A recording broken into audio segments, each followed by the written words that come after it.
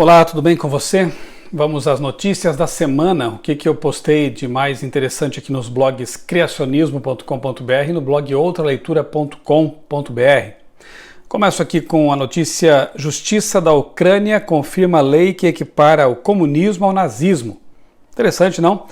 Um país que viveu aí sob as pressões de um regime comunista, a Ucrânia, agora, por lei, equipara o comunismo ao nazismo. Alguém pode pensar, mas que exagero, o nazismo matou aí milhões de pessoas, levou os judeus aos campos de concentração e tal. Bom, se você ainda acha que é um exagero comparar o comunismo ao nazismo, eu quero te indicar aqui dois livros. Um deles, o Livro Negro do Comunismo, de vários autores aqui que são comunistas, mas fazem uma espécie de meia-culpa, crimes, terror e repressão. Um livro que vale a pena ser conhecido, ter na sua biblioteca e que documenta aqui realmente as cerca de 100 milhões de mortes promovidas pelos regimes comunistas no mundo, não apenas na ex-União Soviética, mas em outros países e regimes comunistas também. Ou seja, em termos de matança, deixou o nazismo no chinelo. Matou muito mais do que o regime nazista, então a Ucrânia tem toda a razão de equiparar um regime com outro, né? Claro que hoje, se alguém entrar num estabelecimento comercial, por exemplo, ou num ônibus ou no metrô com uma suástica no peito ou no braço, ele corre perigo aí de ser agredido verbalmente ou até fisicamente, como nazista. Mas curiosamente aceita-se a bandeira, a estampa da foice com um martelinho, como se aquilo ali fosse bonito, né? E na verdade, eu creio que os ucranianos têm razão, porque os regimes comunistas, como eu disse, mataram muito mais pessoas. E se você ainda tiver dúvidas, eu recomendo também esse livro aqui, da Casa Publicadora Brasileira, Ainda que Caiam os Céus, do pastor Mikhail Kulakov. Ele viveu, olha só o subtítulo, A Dramática História de um Pastor que Sobreviveu ao Regime Soviético. O pastor Kulakov, seu pai, seu avô, como pastores na ex-União Soviética, sofreram graves repressões, foram presos, tanto o avô quanto o pai, e o pastor Mikhail, inclusive, foi exilado na Sibéria. Quais eram as acusações contra eles? Diziam que eles estavam organizando reuniões antissoviéticas. Qualquer tipo de reunião religiosa que fosse, na visão das autoridades, promotora do Deus da Bíblia, enfim, era tida como reunião antissoviética. Eles eram presos, não era uma democracia, portanto não havia os recursos legais que nós temos em nosso país, por exemplo, advogado, a defesa, não é? E assim, sem direito à defesa, eles eram julgados, condenados e presos pelo regime. Confira esses livros e entenda por que a Ucrânia tomou essa decisão de equiparar comunismo ao nazismo. Outra notícia dessa semana: terraplanistas vão realizar evento no Brasil. Voltamos a esse tema. Eu linkei aqui uma palestra de 1 hora que eu ministrei já há algum tempo atrás, apresentei lá no NASP, Terraplanismo, Ficção ou Realidade. Na semana passada eu dei uma informação equivocada, eu disse que 10% da população do Brasil está já dizendo que acredita na Terra plana, nessa hipótese da Terra plana. Na verdade, não são 10%, são cerca de 10 a 11 milhões de pessoas em nosso país, ou seja, é bem menos do que o percentual que eu havia dado, mas ainda assim um número muito alarmante, que revela realmente um desconhecimento absurdo de física básica de ensino médio, matemática, geometria e, obviamente, astronomia. E a realização de um evento aqui no Brasil desse pessoal é realmente uma coisa preocupante, um desserviço e um tiro no pé daqueles que procuram, um tiro no pé daqueles que dizem que estão defendendo a Bíblia, na verdade estão atacando a religião, estão atacando por tabela o criacionismo, porque o criacionismo, repito, e já disse isso muitas vezes, quero deixar bem claro, não tem nada a ver com o terraplanismo. A Sociedade Criacionista Brasileira, inclusive, já emitiu há um tempo atrás uma nota dizendo que realmente não advoga esse absurdo. Nós temos livros publicados pela Sociedade Criacionista Brasileira que, obviamente, apresentam a esfericidade da Terra, né? E o que mais me chama a atenção é que nesse evento vai participar também um garoto aí que tem um canal em que ele defende a Terra plana e defende a hipótese, a ideia de que o ser humano nunca pisou na Lua. com argumentos muito questionáveis. Ele fala que a radiação no espaço impediria que os astronautas pudessem estar lá. Já conversei com amigos físicos que dizem que sim, a radiação lá no espaço é mais intensa. Claro, aqui na Terra nós temos o campo magnético, nós temos recursos com que Deus dotou o planeta Terra para nos proteger dessa radiação. No espaço, a intensidade, claro, seria maior na exposição da radiação, mas mesmo assim não seria algo fatal, como eles disseram. E claro que os engenheiros da NASA e de outras agências espaciais levam isso em conta, sim, né? Eles falam de outras questões, mas eu já falei aqui também no meu blog, no meu canal, inclusive, sobre os objetos que foram deixados na Lua e que podem ser avistados, né? Sondas enviadas pela China, pela Índia, pelos russos, né? Não são apenas os americanos que exploram a Lua e o sistema solar. Confirmam que há espelhos ali na Lua deixados pelos americanos, a base do Eagle está lá, né? E eu já disse aqui, repito, que eu dei estudo bíblico para uma moça lá em Brasília que hoje está cursando a engenharia aeroespacial na Rússia. E ela diz que a Roscosmos, que é a NASA da Rússia, digamos assim, fica próxima à universidade. Algumas vezes astronautas, ou melhor, cosmonautas, vão até a universidade apresentar palestras. Numa dessas ocasiões, ela estava presente, um aluno perguntou a um cosmonauta: os americanos foram ou não à Lua? E o russo disse assim, a resposta dele foi a seguinte: nós gostaríamos que eles não tivessem ido. Veja, os russos que teriam o maior interesse em mostrar que os americanos não foram à Lua, se não tivessem ido, os russos que tinham o maior interesse em vencer a corrida espacial e ir primeiramente à Lua, não conseguem desmentir esse feito. Agora são brasileiros, com base em videozinhos na internet, que vão desmentir? Realmente é algo absurdo, né? Para se pensar seriamente. Então, esse evento aqui no Brasil me causa descontentamento. O curioso é que a Flat Earth Society, uma entidade mundial de terraplanistas, é dirigida por um evolucionista. Isso me faz pensar numa estratégia bem interessante, quem sabe aí, para denegrir os criacionistas. Não caia nessa, estude o assunto a fundo, né? Pesquise mais e veja que acreditar em teorias da conspiração e defender essa bandeira, na verdade, depõe contra o cristianismo. Eu costumo dizer para os adventistas, de modo especial: amigo, já é tão difícil defender a guarda do sábado, já é tão difícil defender as regras dietéticas que os adventistas seguem com base na Bíblia, já é tão difícil defender o estilo de vida adventista bíblico. Agora você vai adicionar questões que não têm nada a ver com a Bíblia, questões que trazem apenas opróbrio à nossa causa, e defender uma bandeira dessa. Na semana passada eu até mostrei aqui um texto muito claro de Ellen White, entre outros, em que ela fala que o sábado foi dado para ser guardado no mundo esférico, no mundo redondo. Então, um cristão defender o terraplanismo já é um absurdo. Um adventista é inconcebível.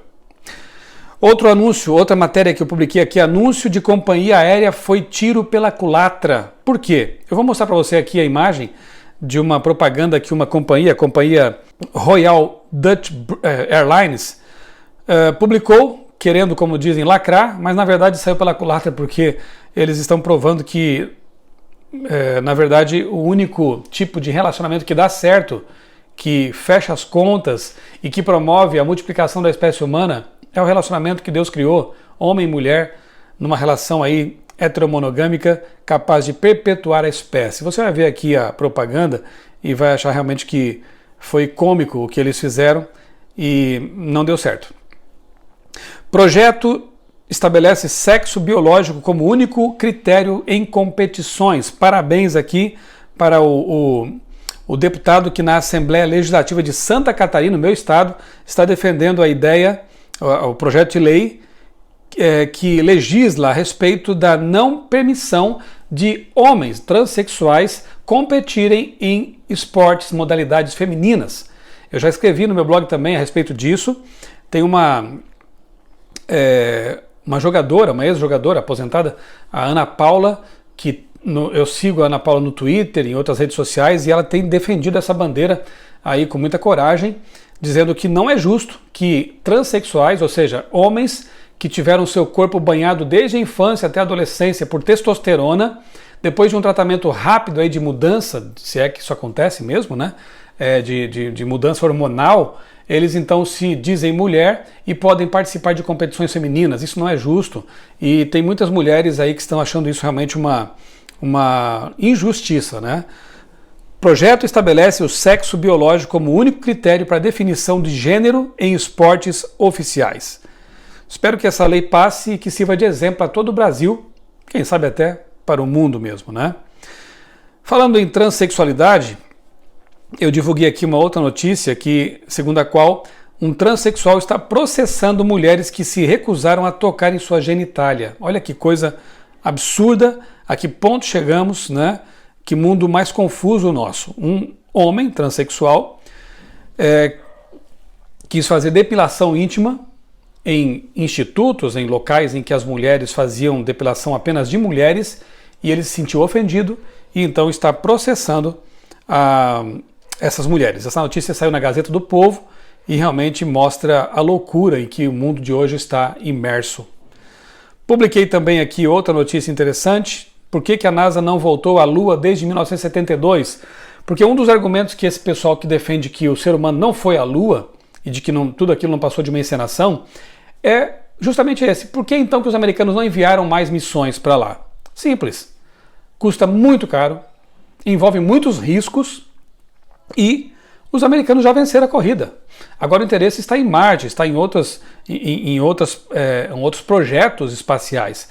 Mas na verdade, em 2024, os americanos planejam voltar à Lua para estabelecer uma base ali para ajudar naquilo que eles querem fazer em seguida, que é o envio de seres humanos, de astronautas até Marte. Estou torcendo para que chegue logo aí 2024, para que mais uma evidência, grande evidência aí, seja justamente a ida deles de volta à Lua. Não foram mais porque, repito, não vale a pena. É mais barato enviar sondas, coisa que eles já fizeram, e como eu disse, outros países já fizeram também, que não envolvem riscos e muito menos dinheiro, né, num projeto como esse de enviar sondas, robôs, do que seres humanos ali. Mas leia aqui esse artigo, tem um vídeo também linkado aqui da NASA, que explica essa questão, e realmente usar esse argumento para dizer que eles não foram lá é um absurdo. Digamos que há 20 anos eu tivesse ido à Coreia do Sul e nunca mais tivesse voltado lá. Você diria então que eu não fui porque nunca mais voltei? Realmente não há sentido em usar esse argumento para dizer que o ser humano não foi à Lua em 1969, justamente no mês de julho. Por isso se comemora então neste mês em que estamos aqui, julho de 2019, os 50 anos da ida do ser humano à Lua. Publiquei também essa semana a quarta parte de uma série de 4 de artigos com o título Respostas ao Antitrinitariano. Desta vez o pastor Eleazar Domini trata do tema A Igreja Adventista e o Trinitarianismo. Há pessoas mal informadas ou mal intencionadas que tentam demonstrar que a Igreja Adventista teria mudado as suas concepções, que os pioneiros eram todos unânimes em não crer na doutrina da Trindade bíblica. É um artigo longo, bastante bem pesquisado, bem embasado, com textos de Ellen White aqui que deixam muito clara essa questão de que realmente não houve uma tentativa de manipulação da igreja, dos seus líderes. É um absurdo atacar a igreja com respeito a isso, com base nesse tema aqui, porque realmente é muito claro o que nossos pioneiros acreditavam, que Ellen White escreveu, e eu espero que você leia esse texto aqui com atenção. Se você fala sobre isso, que você possa repensar. Se você fala contra a igreja com base nisso, você possa repensar suas ideias, porque o diabo é o pai da mentira e é pecado levantar falso testemunho. E se você enfrenta essa questão com dissidentes, com pessoas que propagam ideias errôneas no meio da igreja, leia também para que você tenha subsídio para defender a verdade, defender realmente a menina dos olhos de Deus, o povo remanescente, aquele que está se preparando para a volta de Jesus. Finalmente, ontem eu postei aqui no meu blog um texto muito bom do pastor Douglas Reis, ele que é doutorando na Universidade Adventista del Plata, na Argentina, tem escrito bastante material aí sobre pós-modernidade, contextualização. Publiquei aqui o texto dele com o título Relações Perigosas, Cultura Pop, Evangelho e Contextualização. Óbvio que nós temos que contextualizar a mensagem do Evangelho para alcançar pessoas diferentes, com mentalidades diferentes. O criacionismo mesmo, que eu defendo tanto há tanto tempo, é um desses esforços de contextualização. A mensagem de saúde também é um gancho interessante para atrair o interesse de pessoas que de outra maneira talvez não tivessem interesse pelas coisas religiosas, pela Bíblia, pelos cultos, mas temos que admitir que há pessoas fazendo coisas aí bem exageradas no afã de contextualizar a mensagem. Eu já falei e publiquei aqui no meu canal um vídeo, inclusive, sobre os exageros nessa questão da contextualização. Falei que está havendo como se estivessem denegrindo o púlpito, reduzindo sua nobreza com mensagens água com açúcar, sermões existencialistas e pior, usando elementos da cultura pop de forma exagerada, né? Como se tudo que há na cultura pop pudesse ser utilizado como elemento de pregação do Evangelho, de gancho para atrair a atenção das pessoas. Não é bem assim. Nós temos que fazer isso com sabedoria consagrada por Deus. O apóstolo Paulo fez isso, Jesus fez isso, mas sempre usando elementos culturais lícitos, que pudessem enobrecer a mensagem e não denegri-la. E o pastor Douglas faz aqui uma análise muito boa, muito interessante, que merece a sua atenção, merece uma leitura atenta esse artigo aqui. Não tenho tempo aqui para falar sobre todos os detalhes, mas eu recomendo que você leia, porque nós como igreja precisamos encontrar recursos para pregar o Evangelho a um mundo cada vez mais alheio ou até avesso às coisas religiosas, um mundo que se seculariza. Nós temos que encontrar recursos sim para alcançar as pessoas, mas temos que fazer isso com sabedoria, com comunhão com Deus, com a motivação certa e com os meios corretos para alcançar essas pessoas, tá bom? Espero que você goste dos materiais que foram postados aqui, os conteúdos, que eles façam você refletir sobre sua vida espiritual, religiosa, intelectual. E espero também que você curta esse vídeo, se inscreva no canal, acione o sininho do canal para receber todas as semanas, aí, todos os dias, quando eu posto algum conteúdo, você pode receber então o aviso de que ali há um novo vídeo, tá bom? Que Deus abençoe muito você, a sua família e lhe conceda um sábado feliz, muito abençoado. Um grande abraço.